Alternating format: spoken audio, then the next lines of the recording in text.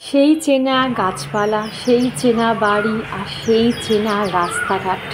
উফ, এই যে কি শান্তি বন্ধুরা, কি বলবো। কতদিন পর নিজের সংসারে ফিরলাম। আসলে একটানা সংসার করতে করতে, সংসারের একই কাজ দিনের পর দিন করতে করতে মনে হয় সংসারের প্রতি একটা একঘেয়েমি চলে আসে। কিন্তু সংসারের বাইরে 2 থেকে 3 দিন কাটানোর পরেই সবচেয়ে বেশি মানুষ কী মিস করে জানো? তার এই একঘেয়েমি সংসারটাই মনে হয়, ওটাই আমার কাছে স্বর্গ। Morning everyone, welcome to my channel. আমি শর্মিষ্ঠা। আশা করি আমার সকল বন্ধুরা অনেক অনেক ভালো আছো আর সুস্থ আছো। তো চলো, আজকে উঠতে অনেকটা দেরি হয়ে গেছে। কালকে শুতে শুতে প্রায় 2টো বেজে গেছে, মানে এসছি অনেকটা রাতে। তারপরে গোছগাছ ছিল, এই ছিল, কোচা অত কোথা থেকে আসলে চট করে হয় না। তারপর ঘুমটাও ঠিকঠাক আসছিল না, তাও মোটামুটি 2টো বেজে গেছে আমাদের শুতে শুতে। তো এখন ঘড়িতে বাজে 7:30। 7:30টার সময় ঘুম থেকে উঠলাম, অনেকটা দেরি হয়ে গেছে কাজকর্ম করতে। আর উঠেই যে পাহাড় সমান কাজগুলো দেখছি না চারদিকে, তখন আমার মাথা কাজ করছে না। এখন আমার মনে হচ্ছে আমি কেন গেলাম। কারণ কোনো জায়গা থেকে আসলে যে কাজটা সবচেয়ে বেশি বাড়ে সেটা হচ্ছে ঘর পরিষ্কার করা আর কাচাকুচি করা। যতই ঘর একদম tip top neat and clean করে যাই না কেন, দেখবে এসে সেই ঘরের কেটে নোংরা একটা আস্তরণ পড়বেই পড়বে। আমার তো হয়, কারণ আমার পুরো রাস্তার সামনে ঘর, মানে একটু ফাঁকা থাকলেই পুরো ঘর একদম নোংরা হয়ে যায়। যেখানেই হাত দিচ্ছি সেখানেই মনে হচ্ছে ধুলো ধুলো। তো যাই হোক, সেই ঘর দূর পরিষ্কার করবে। আর তোমাদের ব্যাক ক্যামেরায় দেখাই যে পুরো মানে একটা, মানে আমার তো সবচেয়ে বড় সাইজের ভিআইপি, সেই এক ভিআইপি, তারপর 2টো ব্যাগ, সব কাচাকুচি। এখন সবে মাত্র 3খানা জ্যাকেট কেচে উঠতে পেরেছি। এখন জুতোগুলোকে ভেজাবো, সব কটা জুতোগুলো গরম জলে ভেজাবো। সেই জুতো কেচে আস্তে আস্তে 2-3 দিন ধরে কাচবো, কারণ একদিনে কাচলে আমার শরীর পুরো নেতিয়ে যাবে। তখন ঘরদোর ঝাড়া আছে, রান্না বান্না আছে, পুজো আসা আছে, সিংহাসন পরিষ্কার করা আছে, অনেক কাজ। তোমাদের একবার ব্যাক ক্যামেরায় দেখাই চলো যে আমার কি অবস্থা চারদিকটা। চলো দেখাই, দেখো তোমাদের দেখাই।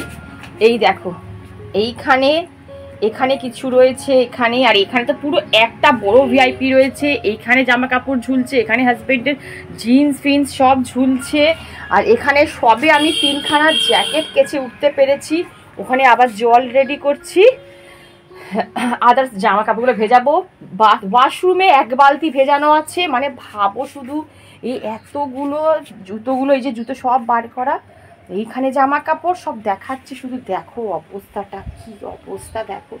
এইগুলো কখন যে আমি এগুলো পরিষ্কার করে উঠতে পারবো সেটাই আমি ভাবছি। দেখেছো অবস্থাটা? তো চলো, আমি এখন ক্যামেরা অফ করে পুরো ফুল দমে আমি আগে কাছাকাছিগুলো করে নিই, তারপরে ক্যামেরা অন করে তোমাদের সাথে কথা বলছি। চলো। আর গাছের আমগুলো কিন্তু বেশ বড় হয়ে গেছে, দেখো, দেখেছো কত বড় বড় আমগুলো হয়ে গেছে। চলো, আমি এখনো ছাদে যেতে পারিনি জানো। চলো বন্ধুরা, কি আমি আজকে রান্না করবো সেটা একবার দেখিয়ে দিই। তো এই তো ভাত বসিয়ে দিয়েছি দেখো। আর এখানে মাটন এনেছিল, সেই মাটনটাকে একটু ম্যারিনেট করে রেখেছি। আর এখানে আলু ভাজছি। আর এখানে বাজারে দেখো উচ্ছে এনেছে, কি বলে, শসা, টমেটো আর লঙ্কা। তো উচ্ছে আলুর তো ভাজা করবো, নাহলে সেদ্ধ দেবো, দেখি কী করবো। আর এখানে দেখলাম একটুখানি যে আম ছিল, যে আম আর টমেটো দিয়ে একটু চাটনি করবো ভাবছি। তো এই হচ্ছে ব্যাপার। এখন এখানে বাটলাম, বাটাও ছিল না, তো এখানে আদা জিরে আর রসুন একসাথে না বেটে নিয়েছি, নাহলে অনেক দেরি হয়ে যাবে আলাদা আলাদা করে বাটলে। আর একটু পেস্ট করতে হবে। আর এটা হোক তো তখন। চলো। তো বন্ধুরা, কতদিন পর যে একটু বাড়ির খাবার খাবো, প্রায় 1 সপ্তাহ 7-8 দিন পর বাড়ির খাবার খাবো। মানে বিশ্বাস করো, বাইরে তুমি যেখানেই যাও কিন্তু বাড়ির মতন খাবার তুমি কোথাও পাবে না। মানে যদি কি তৃপ্তি, এখন যে রান্না কষ্ট একটু হচ্ছে, মানে এত কেচেছি সকাল থেকে, প্রায় বড় বড় বালতি 4 বালতি আমার অলরেডি কাটা হয়ে গেছে। এখনো 2 বালতি ভিজিয়ে এসেছি, কারণ নাহলে না পারা যাবে না। এত কাঁচা, মানে শীতের দেশে গেলে যে কত কাঁচাকুচি এক্সট্রা বাড়ে, তো যারা যাও তো জানো। তো ওই জন্য এখন আমি ভাবলাম হাফ রান্না করে তারপরে আবার 2 বালতি কাচবো। ওই ভাত হয়ে যাবে, মাংস করবো, তারপর উচ্ছে আলু ভাজা রাখবো, তার চাটনিটা করবো, না এরকম করে করবো। আর কি ভালো যে লাগছে, যে কতক্ষণে খাবো, বিশ্বাস করে কতক্ষণে খাবো। ভাত যে কতদিন ঠিকঠাক ভাবে খেতে পারিনি, কারণ বাইরে না ম্যাক্সিমাম মানুষ ভাতটাকে অ্যাভয়েড করে, তারা রুটি, চাপাটি, আলুর পরোটা এইসবই খায়। আর আমরা যারা ভেতো বাঙালি তারা তো একদম ভাত ছাড়া তাদের চলেই না। আর আমার পুরো পরিবার ভাত ছাড়া, দুবেলা ভাত ছাড়া আমাদের হবে না। আর আমাদের বাইরে গেলে এই খাবারটা একটু অসুবিধা হয়ে যায়, যে ঠিকঠাক ভাবে আমরা খেতে পারি না। 2 কেজি 3 কেজি করে মনে হয় আমাদের ওয়েট কমে গেছে। দেখ ভালোই হয়েছে। আমি সকালে যে ক্যামেরা অন করে তোমাদের সাথে কথা বলবো এখনো বলতে পারছি না। এখন ঘড়িতে প্রায় 11:15 বাজে, আমার রান্না কিচ্ছু হয়নি। ঘর পরিষ্কার করবো না কাচাকুচি করবো না রান্না করব। আর আজকে সত্যি কথা যে সেদ্ধ ভাত করবো, ইচ্ছা করছে না সেদ্ধ ভাত খাওয়ার। কারণ এতদিন ধরে এত মানে বিধি বিচ্ছিরি খাবার খেয়ে গেছি, আর এখন মুখে মনে হচ্ছে না একটুখানি মাংসের পাতলা ঝোল হবে, একটু চাটনি হবে আর উচ্ছে আলু ভাজা হবে, তাহলে একদম দুপুরের খাবারটা পুরো জমে গেছে। আর তো চলো, আমার আলুটা হয়ে গেছে এখানে সেদ্ধ। পাচ্ছি না আজকে, তার মধ্যে এত গরম। কোথায় ছিলাম? -7 ডিগ্রি টেম্পারেচারে ছিলাম, -5 -7 ডিগ্রি টেম্পারেচারে ছিলাম। রাতের বেলা তো আরো টেম্পারেচার ডাউন হতো। আর এখন কোথায় 34, 35, 38 ডিগ্রি টেম্পারেচার। বাপরে বাপ, পাচ্ছি না। এরপরেই শরীরটা খারাপ হবে। মা তোমার হয়ে গেছে? তো এখন একটু চা খেয়ে নেবো, জানো তো মাথা যন্ত্রণা করছে। তো মা একটু চা বানালো, একটু সকাল থেকে শুধু মুড়ি আর চা খেয়ে আছি। জানি যে আমি বেশি টিফিন হেভি করে দিলে আজকে আমি রান্না করতে পারি, কাজ করতে পারবো না। সেই জন্য আবার একটু তাই জন্য মুড়িটা খেয়ে নিই চা দিয়ে, তারপরে আবার করবো।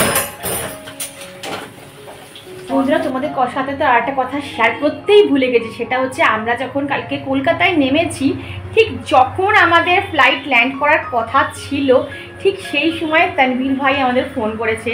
ফোন করে জিজ্ঞাসা করেছে সব ঠিকঠাকভাবে, মানে হিন্দিতেই বলেছে সব ঠিকঠাকভাবে পৌঁছেছেন তো। প্রত্যেকের সাথে আমাদের 4 জনের সাথে কথা বলেছে, আমার মেয়ের সাথে কথা বলেছে, আবার মেয়েকে বলেছে যে তুমি প্রমিস করো তানভীর ভাইকে যে তুমি সব কিছু খাবে, মা যা দেবে তাই শুনবে, তাই খাবে। মানে আমি না যখন ও কথা বলছে আমার মেয়ের সাথে লাউডারে, আমি ভাবছি কি বলতো, যে এ তো পুরো আমার নিজের লোক। মনে হচ্ছে নিজের দাদারা যেমন ধরো নিজের পরিবারের লোকেরা যেমন বলে না, যে কোনো শরীর খারাপ হলে যেমন ফোন করে জিজ্ঞাসা করে না যে এটা খাবে, ঠিকঠাক নিজের যত্ন নেবে, ঠিকঠাক জিনিস ঠিকঠাক টাইমে সব কিছু খাবে, ঠিক সেমভাবে বলছে। আর আমরা যখন আসছি তখন আমার হাজব্যান্ডকে জড়িয়ে কীরকম তার চোখ না ছলছল করছে, ছাড়ছে না। আমার হাজব্যান্ডকে জড়িয়ে ধরেছে, বলছে যে মানে আমার হাজব্যান্ডকে বলছে যে আপনি আমার কাছে ভগবান, আমি এত ট্যুরিস্ট ঘুরিয়েছি কিন্তু আপনার মতন মানুষ আমি পাইনি। তো আমার হাজব্যান্ডের চোখ ছলছল করছিল, তানভীর ভাইয়ের চোখ ছলছল করছিল। আর ওই দৃশ্য দেখে না আমি আর ঠিক রাখতে পারিনি, আমারও চোখ দিয়ে জল বেরিয়ে গেছে। তো আমি বিশ্বাস করো বন্ধুরা, এখনও সেই রাতটার কথা যখন মনে পড়ে না, আমার এখনও গায়ের লোম পুরো খাড়া হয়ে যায়। মানে আমি না ভাবি যে সেটা কি স্বপ্ন ছিল না দুঃস্বপ্ন ছিল। মানে এখনও চিমটি কেটে আমি দেখছি যে সত্যি কি জিনিসটা ঘটেছে আমার সাথে, নাকি এটা আমার দুঃস্বপ্ন। আমি জানিও না, আমি বারবার বলি না যে আমি জানিও না যে 10টা মানুষ কোথা থেকে, মা একটু নাড়াচ্ছ, একটু মাংসটা নাড়াও, ওই 10টা মানুষ সেই সময় কোথা থেকে এসছে বন্ধুরা, বিশ্বাস করো বিন্দু মাত্র আমি জানি না।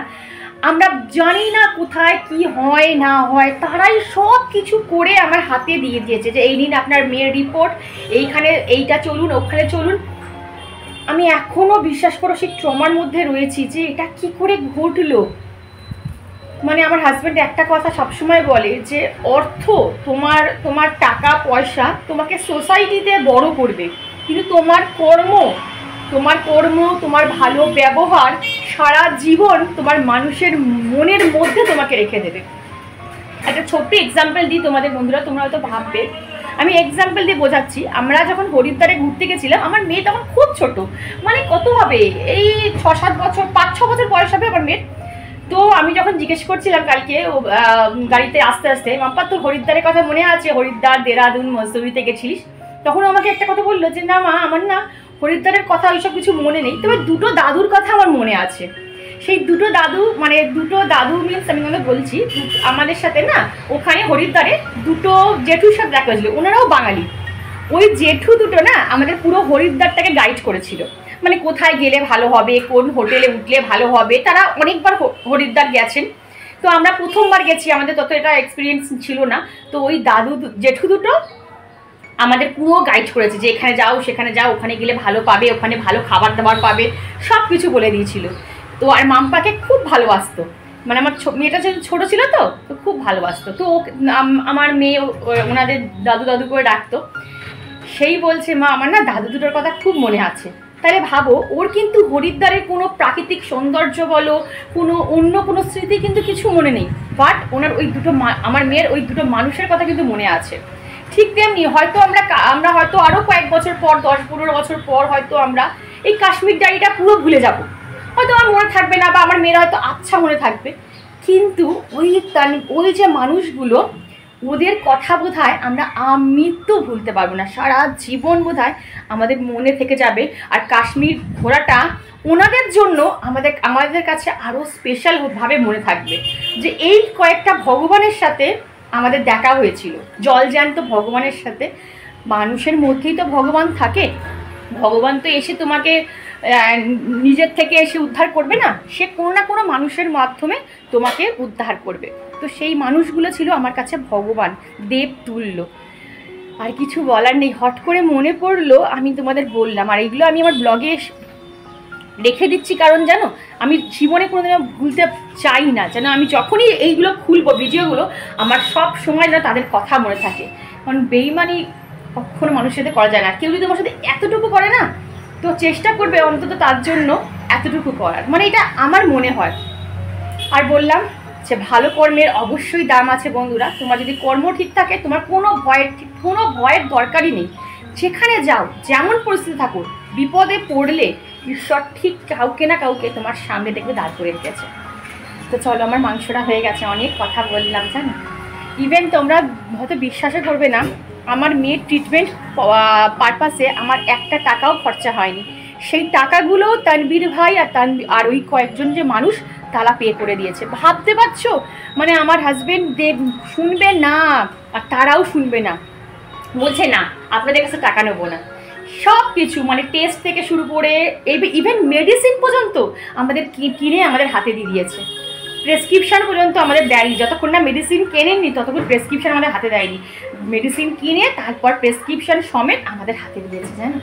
এত ভালো মানুষ পৃথিবীতে এখনও এত ভালো মানুষ রয়েছে, সত্যি কথা আমি কাশ্মীরে না গেলে হয়তো আমি বুঝতে পারতাম না।